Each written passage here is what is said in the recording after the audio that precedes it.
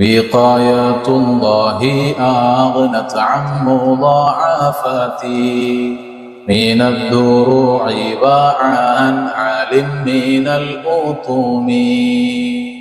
ഇതിന്റെ തൊട്ടുമുമ്പ് പറഞ്ഞത് മുത്തുനബി സല്ലല്ലാഹു അലൈഹി വസല്ലമ തങ്ങൾക്ക് ശത്രുക്കളിൽ നിന്ന് മാടപ്രാവിനെയും അതുപോലെ തന്നെ ചിലന്തിയെയും വെച്ചുകൊണ്ട് അല്ലാഹു സുബ്ഹാനഹു വ തആല സംരക്ഷണം നൽകിയതാണ്.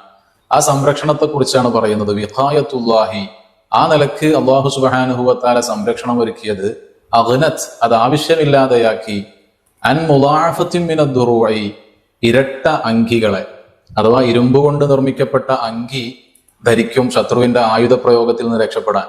അങ്ങനെയുള്ള ഇരട്ട അങ്കി, ഒരു അങ്കിക്ക് മുകളിൽ, ഒരു പടയങ്കിക്ക് മുകളിൽ മറ്റൊരു പടയങ്കി ധരിക്കുന്ന ഒരു ശീലമൊക്കെ ഈ പ്രതിരോധ മാർഗം എന്ന നിലക്ക് സ്വീകരിക്കപ്പെടാറുണ്ട്. അങ്ങനെയുള്ള ഇരട്ടപ്പടയങ്കി പ്രയോഗം ആവശ്യമില്ലാതെയായി അല്ലാഹു സുബ്ഹാനഹു വ തആലയുടെ ഈ സംരക്ഷണത്തിന്റെ മുമ്പിൽ. അതുപോലെ തന്നെ വഅൻ ആലിം മിനൽ ഉതുമി, ഉയർന്ന കോട്ടകളുടെയും ആവശ്യമില്ലാതെയായി. ശത്രുവിന്റെ അക്രമത്തിൽ നിന്ന് പ്രതിരോധ മാർഗം എന്ന നിലക്ക് സ്വീകരിക്കാവുന്ന രണ്ട് ഉപാധികളാണ്. ഒന്ന് ഉയർന്ന കോട്ടകളിൽ അഭയം പ്രാപിക്കുക എന്നുള്ളത്, മറ്റൊന്ന് ഈ പറയുന്ന അങ്കി ധരിക്കുക എന്നുള്ളത്, പടയങ്കി ധരിക്കുക എന്നുള്ളത്.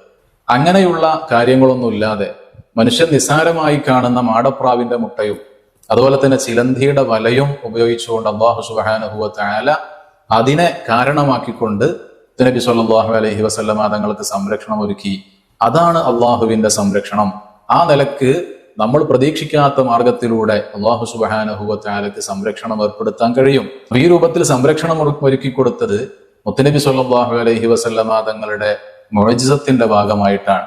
അഥവാ നമ്മൾ ഈ പറയുന്ന ബൈത്തുകളൊക്കെ അവിടുത്തെ മുഅ്ജിസത്തുമായി ബന്ധപ്പെട്ട കാര്യങ്ങൾ സംസാരിക്കുന്ന ആ ഒരു ഫസ്ലിലൂടെയാണ് നമ്മളിപ്പോൾ കടന്നുപോയിക്കൊണ്ടിരിക്കുന്നത്. ഇതും ആ രൂപത്തിലുള്ള ഒരു മുഅ്ജിസത്തിന്റെ ഭാഗം തന്നെയാണ്.